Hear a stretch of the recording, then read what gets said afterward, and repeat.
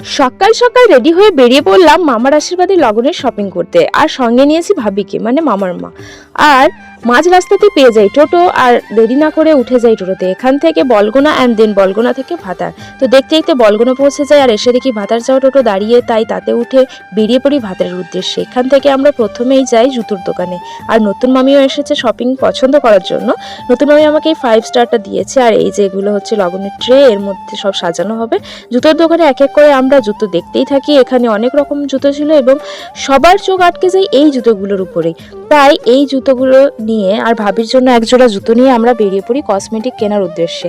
আর প্রথমেই আমরা একটা দোকান খুঁজে পাই, আর এখানে আমরা প্রথমেই চুড়ি দেখছিলাম, কিন্তু দোকানদারের ব্যবহার এত ভালো ছিল যে আমরা তাড়াতাড়ি দেরি না করে ওই দোকান থেকে বেরিয়ে চলে যাই অন্য দোকানের সন্ধান। আর আজকে আমরা এত শপিং করেছি যে একটা ব্লগে সেটা দেখানো সম্ভব নয়। তো দেখা হচ্ছে নেক্সট কোনো ব্লগে, তাই চ্যানেলটা সাবস্ক্রাইব করতে ভুলো না। Thanks for watching, bye bye.